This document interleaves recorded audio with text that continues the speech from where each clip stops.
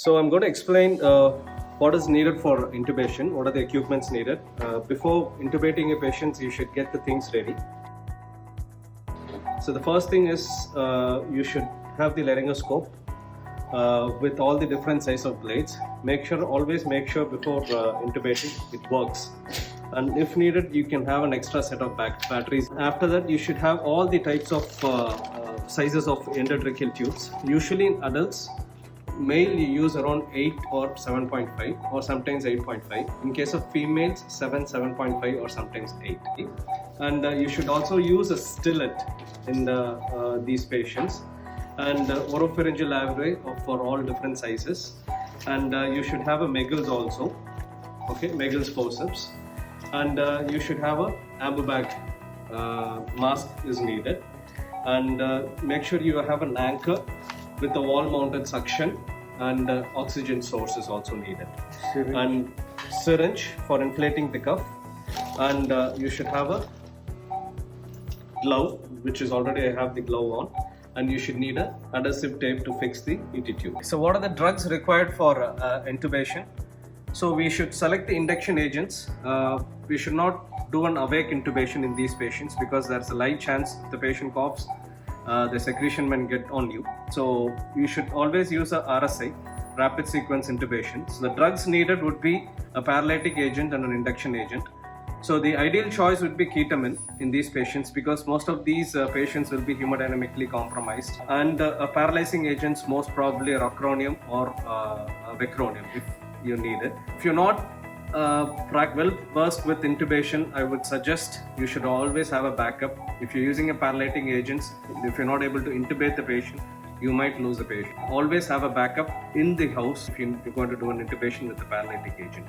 So I'm going to take you through the steps of intubation. So I'm going to use the mannequin for this purpose. Okay. The first step would be to position the patient. So the head of the patient should be at the level of sternum. Okay.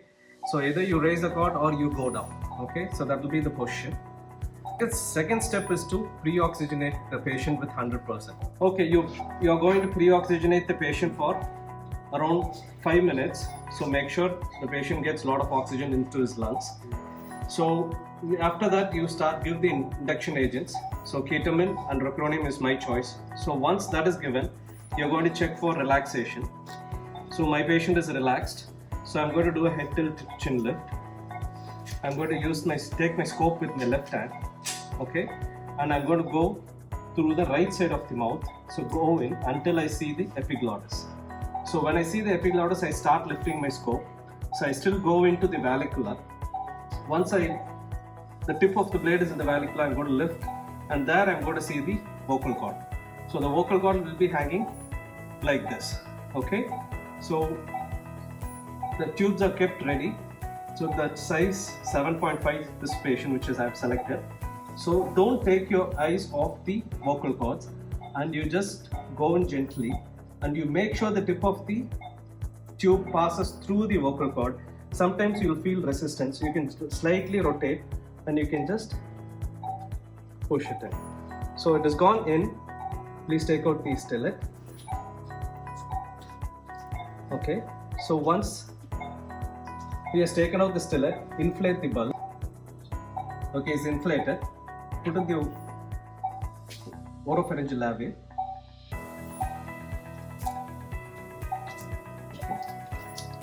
So now I'm going to connect it to the EtCO2 monitor on the ventilator. ET tube should be confirmed with EtCO2. So that is the right way. If that facility is not available in your center, you can always do a 5-point auscultation with a stethoscope. And once the position of the tube is confirmed, so you have to fix the ET tube. Different centers uses different techniques. This is the E technique which I use in my center. So I have fixed the plaster on the patient's face around the mouth with the OPA in place. So I'm going to make sure the depth of the tube is adequate. Okay, it is at 22. That is fine. So I'm just going to fix it like this.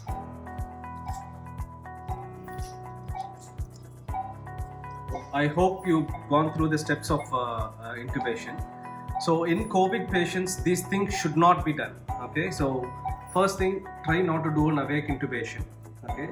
Second thing, try not to do a manual ventilation or a non-invasive ventilation, because these things there's a chance of secretions being spilled on you. And try to not to do suctioning, and try not to use aerosols also in these patients. So coming to how to ventilate the COVID-19 patients.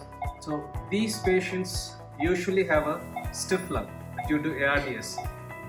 So first thing, you should make sure the connections, the circuit is tightly connected, because any disconnection can again spill the secretions and spread the infection.